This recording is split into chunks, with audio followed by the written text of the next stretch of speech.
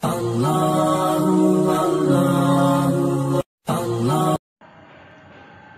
ونصلي على رسوله الكريم اما بعد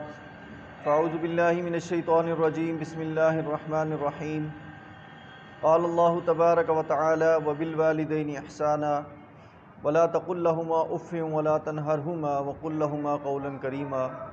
صدق الله مولانا العظيم وصدق رسوله النبي الكريم وقال النبي صلى الله عليه وسلم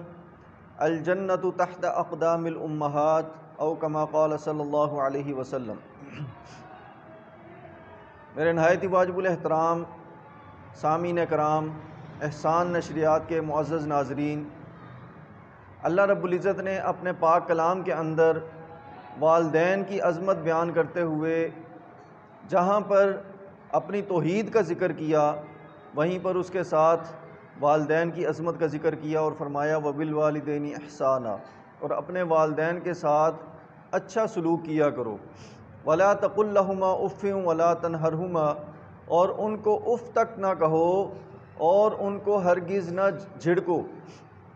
گویا کہ والدین کا مقام اور مرتبہ اللہ رب العزت کی ذات کے بعد، پیارے نبی کریم صلی اللہ علیہ وسلم کی نبوت اور رسالت کے بعد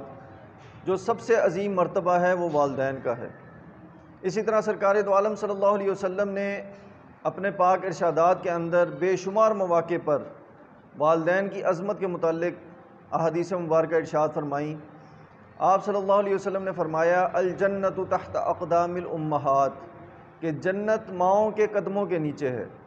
اسی طرح ایک موقع پر ایک صحابی رسول حضور نبی کریم صلی اللہ علیہ وسلم کی خدمت اقدس میں حاضر ہوئے اور پوچھا یا رسول اللہ مجھ پر سب سے زیادہ حق کس کا ہے؟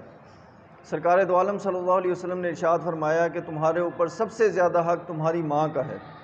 فرمایا یا رسول اللہ اس کے بعد مجھ پر سب سے زیادہ کس کا حق ہے؟ پھر فرمایا اس کے بعد پھر تمہاری ماں کا ہے۔ پھر تیسری مرتبہ پوچھا اس نے کہ یا رسول اللہ اس کے بعد مجھ پر سب سے زیادہ حق کس کا ہے؟ سرکار دو عالم صلی اللہ علیہ وسلم نے فرمایا کہ اس کے بعد تمہاری ماں کا۔ اور چوتھی مرتبہ جب اس صحابی رسول نے یہی سوال دہرایا کہ یا رسول اللہ مجھ پر سب سے زیادہ حق کس کا ہے، تو چوتھی مرتبہ سرکار دو عالم صلی اللہ علیہ وسلم تاجدار انبیاء خاتم النبیین حضرت محمد مصطفیٰ صلی اللہ علیہ وسلم نے ارشاد فرمایا تمہارے باپ کا۔ تو گویا کہ والدین میں یقیناً دونوں ماں اور باپ کا رتبہ بہت بلند ہے۔ اللہ کی وحدانیت کے بعد، سرکار دو عالم صلی اللہ علیہ وسلم کی نبوت اور رسالت کے بعد سب سے بلند رتبہ اس دنیا کے اندر، اس کائنات کے اندر ان ہستیوں کا ہے جو ہمارے اس دنیا کے اندر لانے کا سبب بنتے ہیں، اور ان دونوں ہستیوں کے اندر جو زیادہ رتبہ ہے، زیادہ مقام ہے، وہ ماں کا ہے۔ جو میں نے حدیث مبارکہ سنائی آپ حضرات کو، اس میں سرکار دو عالم صلی اللہ علیہ وسلم نے خود ارشاد فرمایا، ایک صحابی رسول کے بار بار پوچھنے پر آپ صلی اللہ علیہ وسلم نے 3 مرتبہ فرمایا کہ تیرے اوپر تیرا سب سے زیادہ حق جو ہے وہ تیری والدہ کا ہے، تیری ماں کا ہے۔ اس لیے ہمیں یقیناً دونوں کا، اپنے والدین کا، ماں کا اور باپ کا، دونوں کا ادب اور احترام کرنا چاہیے، اور ان کی کسی سخت بات پر، کسی جو ہے وہ ہمارے جو ہے وہ ذہن کے خلاف، ہماری طبیعت کے خلاف اگر کہی ہوئی بات ہے تو اس پر اف کرنے کی بجائے، اس پر ان کو ڈانٹنے اور جھڑکنے کی بجائے ہم اللہ رب العزت کی ان تعلیمات کو اپنائیں جو اللہ رب العزت نے اپنے پاک کلام کے اندر ارشاد فرمائی ولا تقل لہما اف، کہ تم ان کو اف تک نہ کہو، ولا تنہرہما، اور ان کو ہرگز نہ جھڑکو، وقل لہما قولا کریما، اور ان کے ساتھ نرمی کے ساتھ بات کیا کرو۔ تو یہ وہ والدین کا رتبہ ہے، یہ والدین کا مقام ہے۔ سرکار دو عالم صلی اللہ علیہ وسلم نے ارشاد فرمایا کہ میں نماز پڑھ رہا ہوں اور نماز کی حالت میں میں اللہ رب العزت کے ساتھ محو گفتگو ہوں، اور اس دوران میری والدہ مجھے آواز دے اور مجھے پکارے اور مجھے بلائے، تو میرا یہ طرز عمل ہوگا کہ میں نماز کو چھوڑ کر، نماز توڑ کر اپنی والدہ کے حکم کی تعمیل کروں گا۔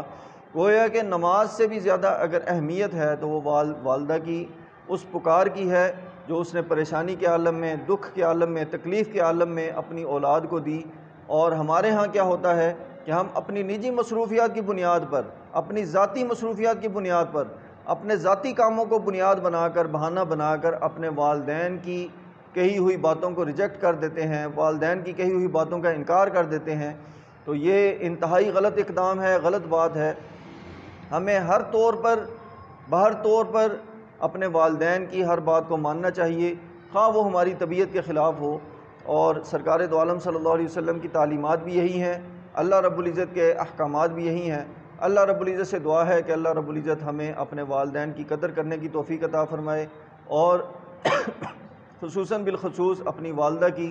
کہ ماؤں کے قدموں کے نیچے جنت ہے، ہم ان کی جتنی خدمت کر کے اپنے لیے جنت کو لازم ٹھہرا لیں، یہ ہماری خوش بختی ہو اور ہماری خوش قسمتی ہو۔ آخر میں ایک حدیث رسول سنا کر بات کو ختم کرتا ہوں۔ سرکار دو عالم صلی اللہ علیہ وسلم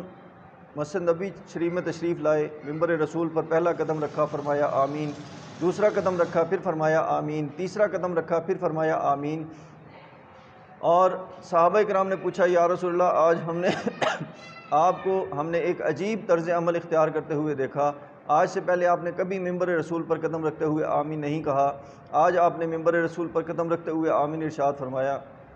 سرکار دو عالم صلی اللہ علیہ وسلم نے ارشاد فرمایا کہ میں نے جب پہلے قدم پر، پہلی سیڑھی پر قدم رکھا تو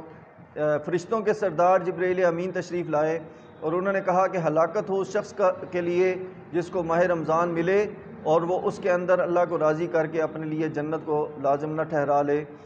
میں نے کہا آمین، پھر دوسری سیڑھی پر قدم رکھا تو سرکار دو عالم صلی اللہ علیہ وسلم فرماتے ہیں کہ جبرائیل امین نے یہ بددعا دی کہ ہلاکت ہو اس شخص کے لیے جس کے سامنے میرا نام نامی اس میں گرامی آئے اور وہ مجھ پر درود پاک نہ پڑھے۔ اور بددعا کرنے والے فرشتوں کے سردار اور آمین کہنے والے اس کائنات کے تاجدار ہیں۔ اور تیسری سیڑھی پر جب قدم رکھا تو جبرائیل امین نے فرمایا ہلاکت ہو اس شخص کے لیے جس نے اپنے ماں باپ میں سے دونوں کو یا دونوں میں سے کسی ایک کو بڑھاپے کی حالت میں پایا اور ان کی خدمت کر کے اپنے اوپر جنت کو لازم نہ ٹھہرا لیا۔ فرشتوں کے سردار جو ہیں وہ بددعا کر رہے ہیں، اور تاجدار انبیاء جو ہیں وہ اس بددعا پر آمین کہہ رہے ہیں۔ تو ایسے شخص کی ہلاکت کی کوئی وجہ نہیں رہ جاتی جو اپنے والدین میں سے دونوں کو یا کسی ایک کو بڑھاپے کی حالت میں پائے اور خدمت کر کے اپنے لیے جنت کو لازم نہ ٹھہرا لے۔ اللہ رب العزت سے دعا ہے کہ اللہ رب العزت ہمیں کہی ہوئی ایک ایک بات پر عمل کرنے کی توفیق عطا فرمائے۔ وآخر دعوانا ان الحمدللہ رب العالمین۔